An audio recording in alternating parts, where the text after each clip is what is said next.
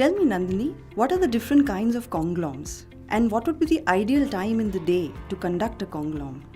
Typically, there are three kinds of Congloms. One is the classroom Conglom, one is a key stage Conglom, and one is a school-wide Conglom. A Conglom can be done at any time, but the most effective one is the one which is done first thing in the morning.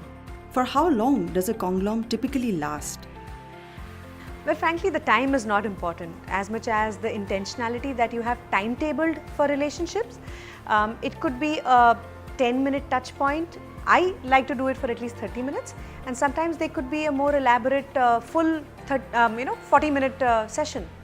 Nandini, please also share how often in the week should a teacher conduct Congloms? In an ideal situation, Conglom should be happening every day because that's what we want to do for relationships, right? At Riverside, we do Congloms every day, but they happen in different avatars. So in the younger learners, the need for intimacy is there, therefore they meet as a class for the class Congloms and maybe meet together as a key stage once a week. But in the middle years and the older years, the idea of community increases. The idea that you're a part of not just the classroom, but you're members of a larger community, which is a key stage. So we've designed for at least 2 to 3 touch points happening where the entire key stage comes together for a key stage Conglom, and around 3 times in the year we come together for a school-wide Conglom. What kind of spaces and seating of students do you recommend while doing a Conglom? Well, if it's a Conglom, ideally we can't have them sitting at the desks, right? Because then it's a session and not a Conglom. Ideally, it should be outdoors.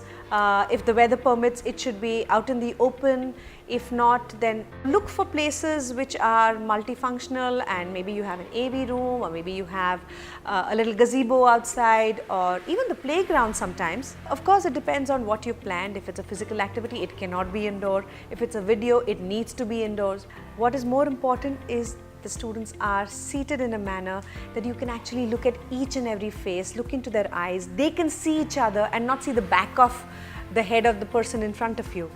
Because what we're trying to create is intimacy, where one is open to share their thoughts and their feelings. Nandini, who according to you should conduct Congloms for a class? There is no hard and fast rule as to who can or cannot conduct a Conglom. Anybody can, but it depends on the theme or the purpose of the Conglom.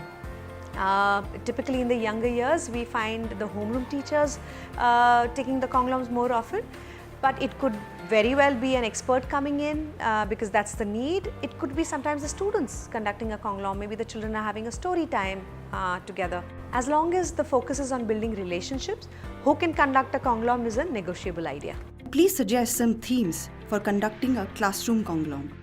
We look at planning for at least one cognitive Conglom, one could be a physical Conglom, and one could be one where the social emotional aspect is taken care of, or the spiritual aspect.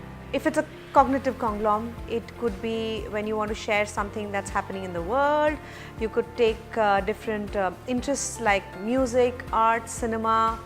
Just talk about the world, bring the world to your kids in the class. Sharing news, getting them to listen to talks by experts, giving them sort of a master class, a quiz. It could be anything which is fun and which kind of gives them a brain massage in the morning. Social emotional Congloms are where they have to work as teams, or they're sharing their own thoughts and feelings. It could be where they have to solve puzzles together, or things like a trust game.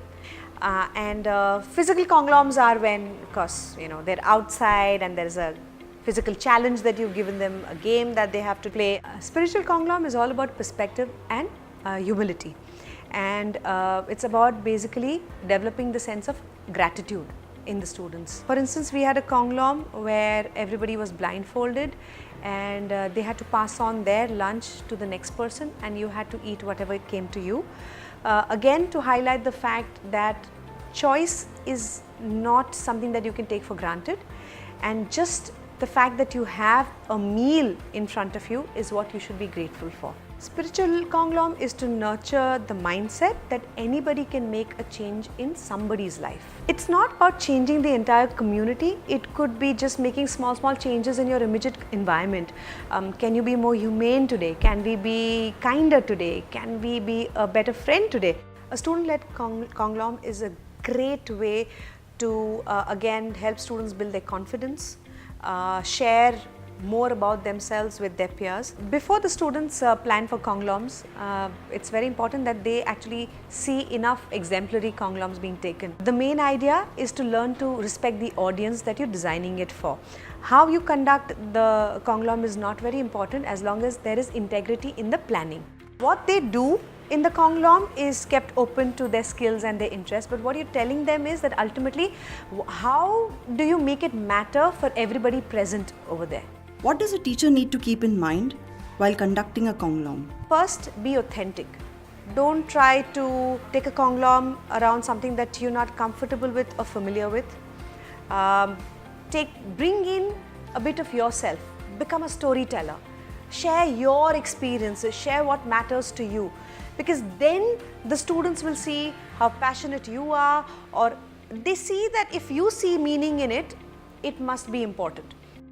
How do you plan a Conglom without compromising on the academic time? How long the Conglom is not important. It can be for even 10 minutes where you're just coming together and maybe hugging each other and wishing each other a great good morning and all.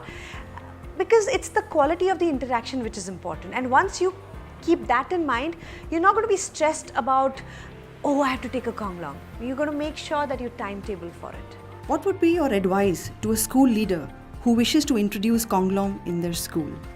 My recommendation for any school leader who would like to introduce the process of Congloms in school is that try it out. You can take a Conglom based on your skill set, your strengths. What's the worst that could happen? And it can only get better with time. You might need a PhD to teach chemistry or physics, but you don't need it to just smile and be yourself. Start with something as simple as playing a game. The only thing to keep in mind is that you close the loop by focusing on relationships. What did I learn about myself through this Conglom, and what did I learn about the others?